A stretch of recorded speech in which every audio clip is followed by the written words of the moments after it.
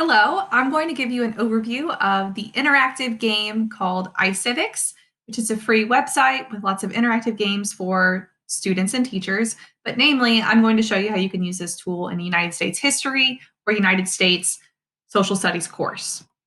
So, what is iCivics?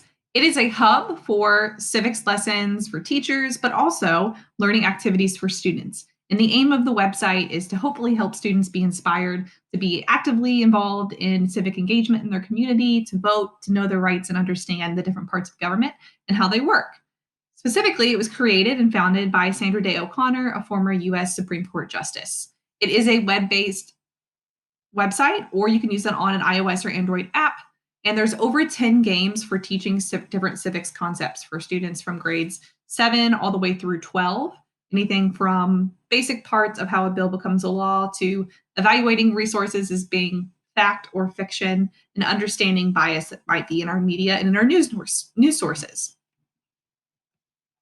It is a hub for interactive civics games. It is free for teachers and free for students to use, but specifically, there's a lot of interactive review tools and ways for students to apply their understanding of government concepts within these different iCivics games.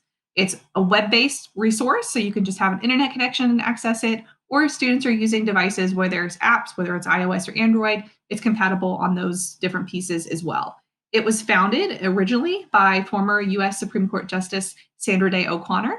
There's over 10 games that teach a range of civics topics that really are part of social studies curriculum, but most specifically United States government and United States history courses. Why use this tool? Well, it's free, which is always nice. It is a .org address, and it's actually operated by the Department of Education and initiatives from the Department of Education. It is an authentic, relevant way to bring social studies content to life, to make students realize that social studies isn't just something they have to study in class, but actually has connections beyond way events in the past to their own real life situations, and ideally to inspire them to look for these different terms and apply their understanding in their own real life. What's also great is that the content is available in multiple languages, English and Spanish, and it's presented in multiple modalities to support some of the students who might have IEPs or assistive technology needs.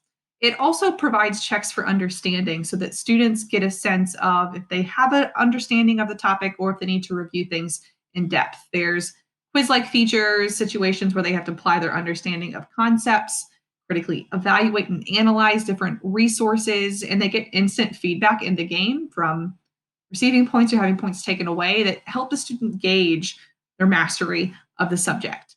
Plus, it's a fun way for students to apply knowledge. We know that video games are really popular with students, and this takes a spin on that, but making it educational.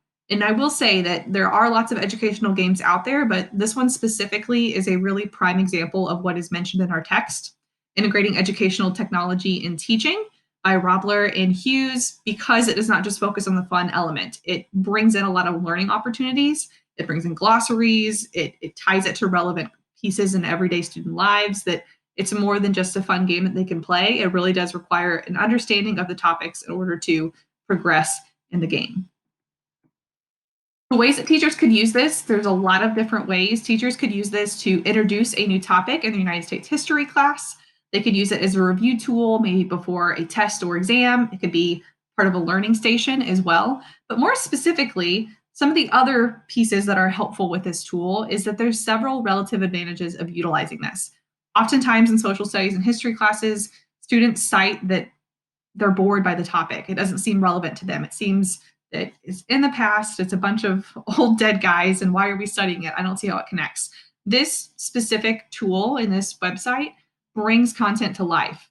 The games are specifically designed with teenagers in mind, that the games are developed to accommodate for their needs and their interests. Some of the games on there deal with social media and understanding how you evaluate fact and fiction on social media and put students in the shoes of someone who's doing that on a social media website. So it's a way to bring some relevancy to topics that otherwise seem pretty cut and dry if they're not in this digital interactive space. And again, another relative advantage here is that it helps students process their understanding in kind of a low stakes way. Rather than just taking a test to master their concepts, they have the ability to practice here in a safe way with this game by earning points, and it helps them stay engaged and excited and motivated to learn as well. So I'm just going to go over now and show you what one of these games looks like and how to navigate through the iCivics website and how you can use this in a US history course. So specifically, here is the gaming portion of the website. There's lots of different options here. The one that we're going to look at is the one here called Do I Have a Right?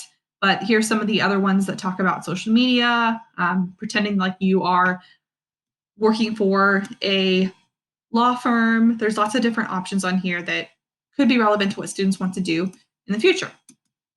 So in this specific one, this is the game where students get to decide if they have a right to do something, which is a part of US history standards, no matter in what state you teach. This is usually in Unit 1, and it also is in US government, but for US history standpoint, this is a modern twist on how to help students realize if they have the right to do something or not. They get to design their own character, their own avatar. There's fun little there too, but I turned that off. You enter your name, and when you're all ready to go there, you get some instructions here that go through this. It puts you in a law firm. And students get to navigate through these different problems and situations in this game. So it's almost like their own little world here where they get to be a part of that. And it's going to be applying their understanding of constitutional law, specifically the Bill of Rights, in these situations. In this specific situational game, the students are handling cases that are brought to them in the law firm. And if they argue their case in court and the judge agrees with them, then they get to move on to the next day in the next case. If not, then they get to go back and they get to have a retrial. So there's lots of different opportunities here for students to apply their understanding, but they also get to retry it as well. And with iCivics, the teacher can assign the work so the students can see the games. The teacher can see the games that the students are playing and see their progress and understand if they need to go back and reteach concepts if students seem to be struggling with it, or if they're ready to move on to the next unit. Walks you through all the instructions here. Right here is where it shows you some of the different pieces that help the students stay motivated and understand their progress. All right, so here's an example of one of these situations. So the student is able to walk over to one of the people here. I walked up to this person and I'm presented with this scenario. And I get to decide if this is what I agree with or not. And the students earn points for these different elements. Over here is where they can review some of the different parts of the Bill of Rights. And that's what they're going to use to apply their understanding in the actual trial. And if they come over here, they can talk to this person as well. And here's the actual scenario. This is the client that the student is working with. So they get to say whether they think that's right or wrong. And then the game actually tells you if you got that right or wrong, or if you need to use more evidence in your decision making and your response. So you can type out notes along the way. So that is how this is an interactive game. The students get to progress monitor. They win points on trials they win and lose here. They have a glossary that's interactive for them to hear the words read aloud and connects all the academic terms associated with this specific content here. There's a timer here. So ideally you're interacting with the game for a little bit, and then this is your level, and you can level up if you win so many trials up to the next phase. There's also a leaderboard and achievements here for anyone and everyone playing this. So if your students want to get really motivated and have that sense of gaming like they do for their Xbox and PlayStation and those other things, they can see this leaderboard here and try to achieve some of those goals.